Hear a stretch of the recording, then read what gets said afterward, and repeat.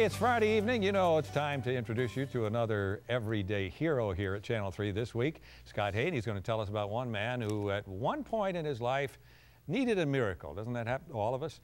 Now in his 80s, he's not only overcome huge obstacles, but he's also setting the bar high for the rest of us. Here's Scott. Let me introduce you to Harry Arnini. He's 86. Now that's twice as old as I am, and he's probably in better shape than me. He works out with weights and he swims a lot. I swim at the Y 3 times a week. I do a mile each time. The fact that he's able to do that at 86 is incredible in and of itself, but take into account the fact that he had polio as a child, and his story is even more inspiring. When I was two and a half, at that time most of them died. Yeah, it's, I was one of the fortunate ones. Fortunate, but he hasn't had it easy. The polio affected his ability to walk, requiring him to wear leg braces and crutches for much of his youth. Throughout his ordeal, he received a lot of encouragement, especially from his mom. As my mother would tell me as a little boy, when you wake up, you could either be miserable and make other people miserable, or you could have a good attitude. Along with choosing to have a good attitude, Harry turned to swimming to help him recover from polio, and it's been a lifelong love for Harry. I swim all the time. Coming up next, Harry explains what inspired him to get involved in a swimming event for charity that has him going the distance. And don't forget, he's 86. That's coming up in just a bit. Everyday Hero of the Week once again. His name is Harry Arnini, and he's from West Hartford.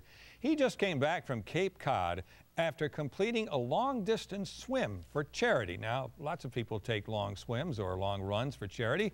May not sound like a big deal to you, but this guy, Harry Arnini, is 86 years young, and because of the after effects of polio, he doesn't swim with his legs. He doesn't kick with his legs, you know, and that's, you ever tried that? That's hard. Here's Scott with the inspiring story. For 5 of the past 6 years, Harry Arnini has participated in the Provincetown Harbor Swim for Life. It's right off of Cape Cod. He initially got involved after his wife Helen, the love of his life, passed away. 9 months after my wife passed away, my daughter thought it'd be a great,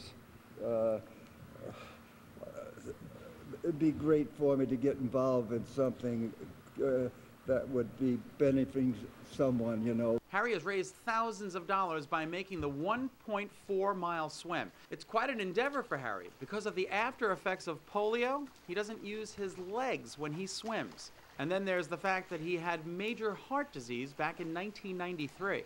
Because the aorta valve was leaking blood severely. I used to do laps down here. I would have to stop after each lap, and I would get chest pains. See, and now with a brand new valve, it's been working great. So great, in fact, that just this past weekend, he finished the nearly mile-and-a-half charity swim in an hour at 86 years old. And here's the kicker. There were about 100 people younger than he is who finished behind him. Way to go. You would think you'd have to worry about Harry participating in such a strenuous event, but his doctors gave him the okay, and friends like Bob Smilenack say he's up to the challenge. He has very powerful shoulders, and he swims like a machine, and so I don't worry.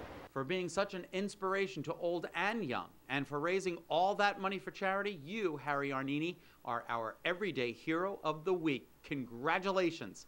Coming up next, the other side of Harry that has endeared him to generations of students. Stay with us. Turn to our story of the everyday hero. Harry Arnini is doing wonderful work for those in need. He's raised thousands of dollars by participating in a Swim for Life event, and he's also an inspiration out of the water, too. Here's Scott. Check out Harry Arnini's 1930 Model A Ford. It's a car he bought back in the 40s when he was a young art teacher. I bought this, it was the cheapest thing I can get for $125. This was in 45. I needed transportation to my practice teaching in Middletown. Today, Harry is retired, but his interest in art started when he was confined to his house after contracting polio as a toddler. Being able to dwell in art, drawing, saved my sanity when I was home all those years because I couldn't do anything else. I like to work with materials and the kids in school.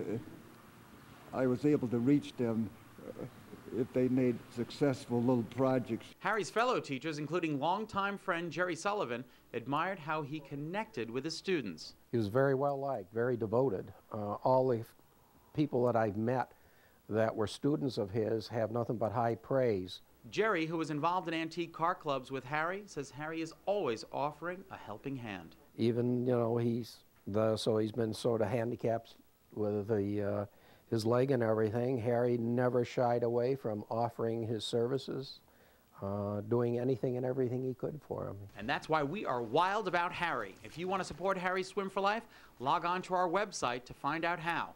And tune in next week to meet another remarkable resident of our great state. For now, I'm Scott Haney, Channel 3 Eyewitness News. 70-plus swimmers.